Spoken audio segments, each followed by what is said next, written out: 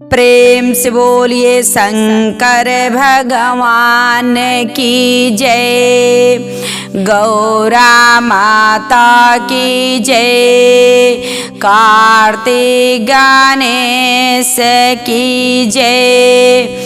तो देखिए गुरु बहना आप लोग के बीच बहुत सुंदर शिव चर्चा की कहानी सुनावत तनी। हमरी कहानी के आप सब शुरू से लास्ट तक सुनम आ सुन के कमेंट बॉक्स में बताइब कि हमार कहानी सुन के आप सबके कैसन लगल बाटे, और कमेंट बॉक्स में हर हर महादेव लिखब। देखिए एक गांव रहल, ओ गांव में एगो पति पत्नी लोग रहल लोग। देखिए वो गांव में पति पत्नी लोग रहल लोग, उनके एगो बेटा रहने आ धन दौलत उनके इतना रहल कि एक के भगवान उनके बेटा देले रहने। धन दौलत के उनके कमी ना रहल कि उनके 4 गो बेटा रहते तब वो उनके कम ना होत। देखी लेकिन एगो बेटा पा के लोग अपन बहुत खुश बालो कि चला एगो बाने न वही धन जौन जायदाद के लिए, एक ठो बाने न हमन के शरीर के सेवा करे के लिए, ई बाने न हमन के शरीर के मिट्टी आगी देवे के लिए, ई बाने न इतना अपने लोग बारे में वो लोग सोचा लो। देखी जब गुरु बहिना बेटा सियान भईने तो उनकर माई दादा ई लोग का कहता लोग कि ऐसन बाटे अपने में बातचीत लोग करता। अब ते लइका सियान हो गइल बाने, उनकर शादी कईल जरूरी बाटे। देखी कहल लोग कि चल अपने में कहल लोग कि सही हमन के सोच थे सही बा, आ का करे बा। उनकर मेहरारू उनकर माई कहली लइका के कि का करे के बा, को दी शादी को दी हैं को देव तेगो पतो ही घर में आ जाइ हैं तो और घर में चुनबुल लगी। देखी इतना बात ही उ कहली अपने पति देव से कहली। अब अपने बेटा के लोग शादी तय कैलो। जब बेटा के शादी तय कैले बा लोग, जब शादी भइल तो देखी अब घर में पतो ही आ गई वाली। घर में जब पतोही आ गई, अपने बेटा के शादी कर देली, घर में पतोही आ गईली। तो देखी गुरु बहिना जौन आईली भगवान महादेव जी के जवन ई पति पत्नी लोग रहल न, उनके बेटा जौन हने उनकर जौन औरत अली तू भगवान महादेव जी के बहुत पूजा करत रहली। देखी बहुत पूजा करत रहली। आ जब अली तो देखी भगवान भोलेनाथ के सोमवार के व्रत भी उ करत रहली। सावन के समय उ सावन में जितना सोमवार पड़े उतना उ व्रत करत रहली। आ जब अपने ससुराल में अली तो अपने सास से कहली सावन के देखी गुरु बहिना ये सावन के समय आइल तो अपने सास से कहली कि ऐसन बात बा मम्मी है सावन के समय आइल बाटे, मछली मीट ना खाइल जाला, 1 महीना बरा देहल जाला। आ जवन सावन के व्रत बाटे ई हम रहे नी व्रत। देखी सास उनकर मनली ना, आई बेचारी चुप्पे चुप्पे सावन के सोमवार की व्रत करत रहली। देखी अपने पति देव के, लेकिन भगवान के इतना पूजा जब कैले रहली तो उनकर जौन स्वामी रहने उनकर पति देव रहने तो उनकर बात इस तरह मानत रहने। कहली कि ऐसन बात ही बाटे कि सावन के समय हई आप के घर में जौन मछली मिटाइल बा हम देखी डर के नाते बनाते देहले बानी, लेकिन हमन के दोनों जानी खाइल ना जाए। देखी उनकर स्वामी ना खात रहने आ सास ससुरी लोग खा लेत रहलो। बेचारी मना कैली लेकिन बात लोग ना मानलो। देखी जब ऐसे गुरु बहिना 5-6 बरस बीतल, उनके एको औलाद ना भईने, तो अपने बेटा से का कहता लोग कि ये बेटा तोहरे जब एको औलाद ना भईने तोहरे मेहरारू के जरी से ते बतावो इतना सारा धन दौलत बा ती कौने काम के बा तुहार दूसर शादी हमन के कह देतानी। अरे तुहार जो शादी 4 गो हो सकेला कि केहू भी खड़ा हो जाई करे के। देखी बेटा कहने ये माई तू देखा माई बाप हो के लोगन तू लोगन हमकी कवन ज्ञान देता ला लोगन ई ज्ञान सही नाई है। जेकरे मांग में सिंदूर डाल देवल जला उहे धर्म पत्नी रहेली चाहे उ कैसो रहे। देखी कहली जब इतना बात माई कहली आ बाप उनकर का कहलो कि तू शादी ना करब। कहने ना शादी ना हम करब उन्हीं के कोख से लिखले रहेंगे तो भगवान तो उन्हीं के कोख से औलाद हुई है। देखी जब बात नाई अपने माई बाप के मन ने तो माई बाप का लोग कहल लोग कि हमरे घर के तू अनाज न खैया हमरे घर में ना रहे के बा। जब बताव तू हलवनी संतानी वाला तोहर मेहरारू बाझिन वाली जब देखी गुरु बहिना जब घर के लोग बद्दू करेला बेकार कहेला तो गांव गड़ा के लोग भी बेकार कहेला नात रिश्तेदार भी बेकार कहेला। देखी बेचारी अब का करे कुछ दिन ले कितनो सास ससुर लोग दुख देहा लोग लेकिन घर छोड़ के ना जात रहली उनकर स्वामी के। लेकिन भगवान भोलेनाथ बुद्धि मार देले रहने कि कितनो उनकर माई बाप लोग कहे लोग दूसर शादी करे के पर ई दूसर शादी ना करत रहली ने। देखी जब रहत बेचारी घर में रहली आ जब हाथ पकड़ के आग अपने पतोहे के लोग का कैलो घर से बाहर जब लोग निकाल दे हलो जब घर से बाहर लोग निकाल दे हलो तो देखी अब का करें बेचारी कहली अब कहाँ जाई। देखी वही जा के अब गांव के बाहर रोए लगली कहली कि ऐसन बात ही बाटे कि हम का करी जब हमरे को औलाद ना बने आ तोहके इतना हम पूजनी इतना कहनी हमके को संतान ना आप देहनी तो हम बताई कौनो घर में हमार बैलू ना आई बाटे। तब तक देखी वही रास्ते से उनकर स्वामी जी आवत ने आ जब आवत तने त कहत तने तू काहे यहाँ बैठल बालू तो तुहार जौन आपके माई बाप लोग बा लोग हाथ पकड़ के हमके घर से बाहर लोग निकाल दे हलो। देखी गई ने बेटा जब पूछने तो माई बाप लोग कहल लोग कि हाँ तू हमरे घर में ना घुसिया आ तू हमार बेटा ना हव। देखी जब इतना बात ही बोल ही दे हलो तब बेटो भी बात देखी घर में से निकल गई ने आ जाके वही जा रोड पे अपने मेहरारू से कहत ने कि चला अब का कैल जा। जब ये तू जवन जवन कहतलू तवन तवन हम मानतनी जब हमार कहल तू कैलू तो हम तुहार कैल तो जरूरी बाटे। कि देखी गुरबाइना कहली कि ऐसन बात बा जब इतना पूजा कैनी इतना उनके महादेव जी के इतना मननी लेकिन इतना हमके एगो लइका खरतीन इतना हमके ताना सुने के पड़ता इतना चले के जंगल में नाई उतर लोग लौकता लोग तो चले के जंगल में आ उहे हमन के डस लिए आ जब डस लिए तो हमन के वही जा दोनों जनी साथ में हमन के प्राण निकल जाई। देखी जब इतना बात उनकर पत्नी कहली तो कहने ठीक बा चलो। जब जंगल के तरह लोग जाता लो तो रास्ता में एगो शंकर जी के मंदिर मिलल बा।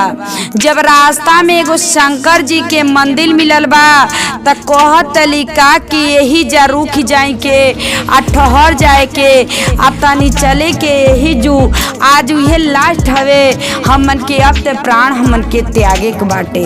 यही जा चली आ इनसे मुड़ी झुका के आ हमन के चली यही जा इन्हीं के जंगल में अब का करे के चले के आ इनके सिर पे इन्हीं के सिर पे शिवलिंग पे अपन मुड़ी पटक के आ दोनों जानी अपन प्राण त्याग देवल जाए इन्हीं के चरण में। तो देखी कैसे का कहतली वही जा के लोग भगवान भोलेनाथ के मंदिर में। कवने कलम से ये शिव गुरु भोगिया बनावानी अरे भोगिया बनावानी हो ससुरा के सुखवा नहीं जानी ये शिव गुरु ससुरा के सुखवा नहीं जानानी ये शिव गुरु। कवने कलम से शिव गुरु भोगी या बनावानी अरे भोगी या बनावानी अरे ससुरा के सुखवा नहीं पावानी ये शिव गुरु। एक ही के लड़कवा करती न बना घुमानी अरे बना घुमानी अरे संगवा में पियाओ भाई ने सतिया ये शिव गुरु संगवा में पियाओ भाई ने तावे ये शिव गुरु। कवने कलम से कनी भागी आए शिव गुरु भागी आए शिव गुरु। अब झिनी के नौआ जो धराई ने ये शिव गुरु अब झिनी के नौआ जो धराई ने ये शिव गुरु। के करा से कहीं अपन दिला वाके बतिया अरे दिला वाके बतिया हो अरे स्वामियों जो संगवा बहने तवाए शिव गुरु आ स्वामियों जो बहने संग जो ही सतवा दिल के दर्दिया शिव गुरु राऊ रे जो जाना में अरे रे जो जाना में हो अजब से जो भाई ने बाने हो सवाए शिव गुरु अजब से जो भाई ले बाने हो सवाए शिव गुरु। हर जो समय आए शिव गुरु पूजा निज राऊ रे के पूजा निज राऊ रे के आ ससुरा में दुखवाए तनामी लले शिव गुरु ससुरा में इतना दुखवा मिलल शिव गुरु। सामने समैया हम घूम तोड़ानी अरे घूमी तोड़ानी अरे बेल के पतइयो जो चढ़वानी ये शिव गुरु भंगिया धत जो चढ़ावानी ये शिव गुरु। होत जो भिनसारा ये शिव गुरु जात रहनी हम हो जात रहनी हम हो आया पे के मंदिरवा जो ही पूजिए शिव गुरु आप के चरण जो ही धोइए शिव गुरु। इतना जो तपवा कैले पानी तो तबहु जो इतना जो काहे तड़प वानी ये शिव गुरु इतना जो है तड़पवानी ए शिव गुरु आ जात बानी हम हूँ जो जंगलवा में अरे जात बानी हम हूँ अरे प्राण दोनों पियवा हम हूँ त्यागल हो वही में जो प्राण हम हूँ त्यागम हो। देखी कहतली कि देखी आपके इतना पूजनी इतना कोईनी अब जातनी वही जंगल में अपन प्राण त्याग देव। आज अब प्राण त्याग देव वही जा हमन के वही जंगल में अपन दोनों जानी मियाँ बीबी हमन के वही में मर जाए। देखी जब इतना बात वहाँ कह दिहली तो देखी वही जा शंकर भगवान अब उनके पे कितना कितना उनके दुख भइल बा कि देखो हमार जौन शिष्या वाली इतना दिन से इतना हमके इतना कुछ कैली आज उनके इतना भारी इनसे परीक्षा लेतनी कि घर से बाहर निकल गईली एक औलाद खरतीन। देखी वही जा शंकर भगवान वही जा प्रगट भइल बानी। आ जब वही जब प्रगट भइल बानी एगो जोगी के भेष में आके तो जोगी बाबा उठावत तने कहत तने ए बेटी काहे तू ये मंदिर में आके इतना रोवत तलू। कहली कि ये बाबा अपने दिल के बात हम का कहीं हमरे सब कुछ बाटे लेकिन देखी हमन के मियाँ बीबी दोनों जानी एगो औलाद खरती हमन के घर से बाहर निकल गइल बानी के कि जो सास ससुर बाने इनकर माई बाप जो बाने घर से बाहर निकाल देले वालो तो हमन के बताई जियले में का बा जब औलाद नाद बाटे वो देखी अब जोगी बाबा वही जा कहतनी कि देखा बेटी तू संतोष कर तो के भगवान सब दी हैं ई महादेव जी सब तो के दी हैं। देखी अब वही जा जोगी बाबा कहने वही मंदिर के किनारे देखी उनके मड़ई डरने झोपड़ी डरने और वही झोपड़ी में डाल के आ कहने यही में मियाँ बीबी दोनों जानी लोगन रहा लोगन वही में देखी रहे लोग आ रोज रोज भगवान के महादेव जी के पूजा करे लोग आ वही जा महादेव जी के पूजा करे लोग आ वही मड़ई में खा लोग आ सूते लोग वही में रहे लोग। देखी जितना ये लोग कष्ट काटता लोग उतना इनके सास ससुर के वहाँ दुख मिलता। देखी जितने कष्ट काटता लोग उतने वहाँ उनके दुख मिलता आ जब दुख मिलता उतने गरीबता छावता तक को सोचता ने कि काहे अब हमरे साथे तर भइल बा। लेकिन देखी लड़की भगवान महादेव जी जब परीक्षा ले बाने ती लड़की देखी कब्बो हारल ना वाली ये लास्ट में सोचली कि अपन प्राण त्याग देव जब इतना दिन ना तो अपन प्राण। लेकिन देखी अब महादेव जी खुश भइल बानी तो अब देखी गुरु बहिना वही जा उनके भगवान महादेव जी वही मंदिर पे और वही जा लोग कुटिया में रहत रहलो वही जा देखी अब वही जा गर्भवती हो गई। 9वें महीने में उनके गर्भ से बहुत सुंदर एगो पुत्र पैदा भइने बहुत सुंदर पुत्र पैदा भइने। आ जब देखी पुत्र उनकर पैदा भइल बाने तो ही जा बड़ा मन खुशी से लोग बाटे लोग मन खुशी से वही जा बालो तो देखी अब यहाँ लोन के गरीबता जब छवले बालो तो माई बाप इनकर खोजतने इनकर सास ससुर खोजतने कि कहाँ से का गलती कैनी ताज इनके घर से बाहर निकाल देले बानी। लेकिन खोजत खोजत बालो तो ये जोगी बाबा जाके उनके दरवाजे पे कहतने कि काहे आज सब इतना चिंता में बैठल बानी विचित्र में बैठल बानी हमके कुछ बता। तो अपन कहानी सारा बतावल लो आ जब कहानी अगर देखी गुरु बहिना बता दे लो अगर वह झूठ बोले रहत लो तो वहाँ कुछ लो उनके मिलल आए रहत। कहने उ जोगी बाबा ठीक बा आपके बेटा पतो ही एगो भगवान के मंदिर बा वही भगवान के मंदिर पे आ वही जाऊ लोग बाटे लोग।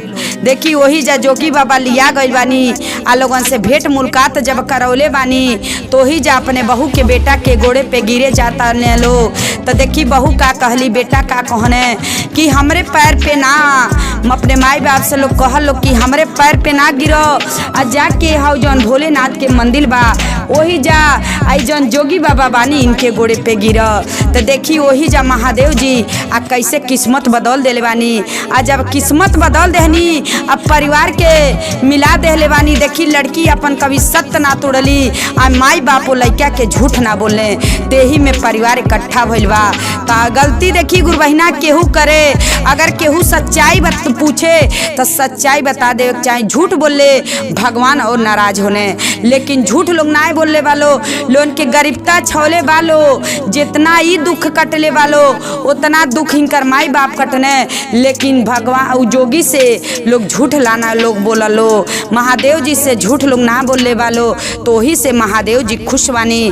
तो देखी कैसे का कहता लोग अब मिल के, रौरे चरनिया महादेव हम हूँ जो धोआ में, अरे हम हूँ जो धोआ में, अरे बेटवा पतोहिया के ना बोला में, ये शिव गुरु बेटवा पतोहिया के ना बोला में, ये शिव गुरु अपने जो के जो बड़ी ये सतावानी, अरे बड़ी ये सतावानी, अरे उतने जो दुखवा हमके मिलल ये शिव गुरु, उतने जो दुख हमके मिलल ये शिव गुरु। कहता लो कि देखी हमार बहू अली घर में जोगी बाबा से, आज जब बहू हमार घर में अली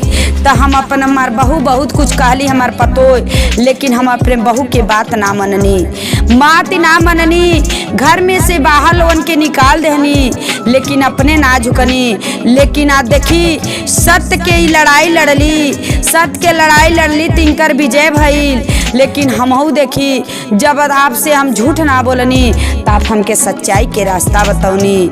तो देखी गुरु बहिना आप सब ऐसा कबो ना गलती करब, अगर देखी कैले बानी जौन गलती तो अगर केहू पूछे तो सच्चाई बता दे हल जरूरी बा, अगर सच्चाई ना बताई तो भगवान महादेव जी सब सुनत रहनी नाराज हो जानी। तो कबू गुरु बहिना आप सब झूठ ना बोलो, झूठ बोलल बहुत बड़ा गुनाह हवे। तो देखी झूठ लोग ना बोलने वालो तो महादेव जी उनकर परिवार के इकट्ठा कैले बाने, सब केहू के देखी सब कुछ मिलल बा, कितना बढ़िया पुत्र देहने, कितना बढ़िया उनकर कोख से लड़का देहने, संतान देहने, लोग नाती पाओ लोग बेटा पाओने, अपन खुशी खुशी अब वही मंडक में आयल बालो। अब देखी धन दौलत जैसे के तैसे अब हो गइल बा, जौन तहस नहस भइल सब महादेव जी इकट्ठा को देले बानी। तो आप सब गुरु बहिना हमरे कथा के सुन ले रहो। हर हर महादेव।